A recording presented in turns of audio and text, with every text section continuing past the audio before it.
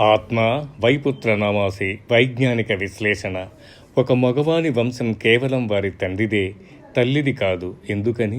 ఈ ప్రశ్న చాలా సరళంగా అనిపించినా, లేదు మనది ప్రాక్టికల్ సొసైటీ అని కొందరు లాజిక్ తీసుకువచ్చినా, లేక హైందవంలో ఇలా చెప్పి మహిళా సాధికారతను తొక్కేశారని సదరు మహిళా సంఘాలు గగ్గోలు పెట్టినా, దీనిలో చాలా శాస్త్రీయత ఉంది.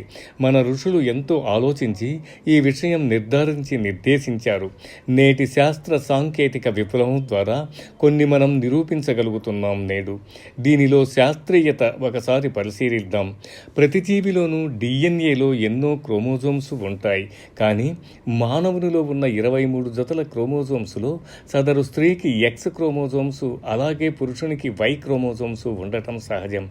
ఎక్స్ఎక్స్ క్రోమోజోమ్స్ ఉంటే అమ్మాయి లింగ నిర్ధారణ అని, ఎక్స్ వై ఉంటే పురుషలింగ నిర్ధారణ చేస్తారు క్రోమోజోమ్స్ ఆధారంగా.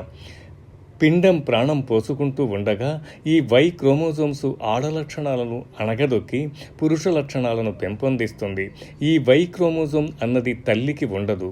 అందుకు కేవలం తండ్రి వలన మాత్రమే సంక్రమిస్తుంది ఆ పుత్రునికి. అదే అమ్మాయికి ఎక్స్ క్రోమోజోమ్ పెయిర్ తల్లి నుండి తండ్రి నుండి సిద్ధిస్తాయి.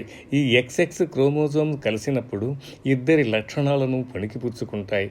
కానీ XY కలిగినప్పుడు వై అన్నది కేవలం తండ్రి నుండి మాత్రమే, అందున పెద్దగా మార్పు లేకుండా సంక్రమిస్తుంది. అందుకే మన వేదంలో చెప్పారు ఆత్మ వై పుత్ర నామాసి అని.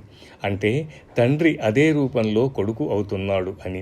అదే లక్షణాలు మనవడి దగ్గరికి, అలా వారి వంశం అంతా కేవలం వారి తండ్రి తాత ముత్తాతల దగ్గర నుండి వస్తుంది.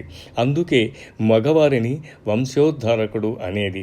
మన గోత్ర ప్రవర పద్ధతి ఇదే విషయాన్ని చాలా అందంగా శాస్త్రాన్ని తనలో ఇముడ్చుకుంది. ప్రవరలో మన వంశంలో ఉన్న ముఖ్య ప్రముఖులైన మహర్షుల గురించి ఉంటుంది. ఉదాహరణకు భార్గవస గోత్రానికి ప్రవర, భృగు, చవన, అప్లువాన, ఔరవ, జమదగ్ని, పంచార్షయము అని చెబుతాము. అంటే భృగు మహర్షి నుండి ఆ ఇల్నీదిలో జమదగ్ని వరకు ఉన్న మహర్షుల సంతానం ఆ గోత్రీకులది అని తెలుస్తుంది. అంటే ఈ గోత్రీకులకు సంబంధించిన వై క్రోమోజోము భృగు మహర్షి వద్ద నుండి వస్తున్నది అన్న అర్థం. అదే ఆడవారికి 2 క్రోమోజోమ్స్ ఉండటం వల్ల వారి వంశం పెళ్లి చేసుకున్నాక భర్త వంశం అవుతుంది. కొన్ని లక్షల వేల సంవత్సరాల నుండి ఇలా వస్తున్న ఈ క్రోమోజోమ్స్ ఎన్నో మార్పులకు లోనయ్యాయి. వై క్రోమోజోమ్ పరిమాణం కూడా ఎక్స్ క్రోమోజోమ్కి 3వ వంతు. కొన్ని కోట్ల సంవత్సరాల క్రితం ఒకే పరిమాణంలో ఉన్న ఇది రాను రాను చిన్నదైందని శాస్త్రజ్ఞుల వాదన. ఎక్స్ఎక్స్ క్రోమోజోమ్స్లో ఒక ఎక్స్కి ఏమైనా లోపాలుంటే మరొక దాని నుండి అది తెచ్చుకుంటుంది. దీన్ని క్రాస్ ఓవర్ అంటారు. అదే XYకి ఈ అవకాశం లేదు. ఎందుకంటే నిర్మాణపరంగా ఇవి పూర్తిగా భిన్నమైనవి. ఇవి మరింత క్షీణించకుండా ఉండాలంటే ఒకే గోత్రం ప్రవరలో ఉన్న వారి మధ్య వివాహాలు జరపకూడదు అని చెప్పారు మన మహర్షులు.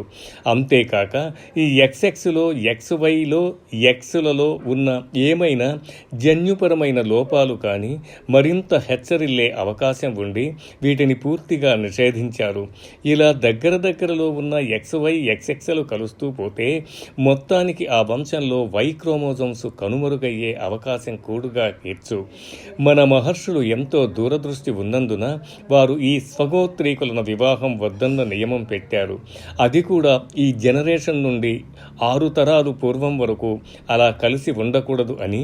దానివల్ల ఆరోగ్యవంతమైన సంతానం, మరింత తెలివైన వారు పుడతారు అని వారి విశ్లేషణ. నేడు మనకు సైన్స్ వారు చెప్పిన ఈ విషయాన్ని ధృవీకరిస్తుంది. మన వేదవాంగ్మయం చెప్పిన విషయాలు నేటి శాస్త్రీయ విజ్ఞానం అందుకోవాలంటే మరికొన్ని దశాబ్దాలు, శతాబ్దాలు కూడా పట్టవచ్చు. అప్పుడు నిజమే ఈ విషయం కేవలం సనాతన ధర్మం చెప్పిందని అప్పటికి అనిపిస్తుంది. పెద్దలు చెప్పిన ఈ శాసనాలను ధిక్కరించి కోరి కష్టాలు తెచ్చుకోవటం ఎందుకు?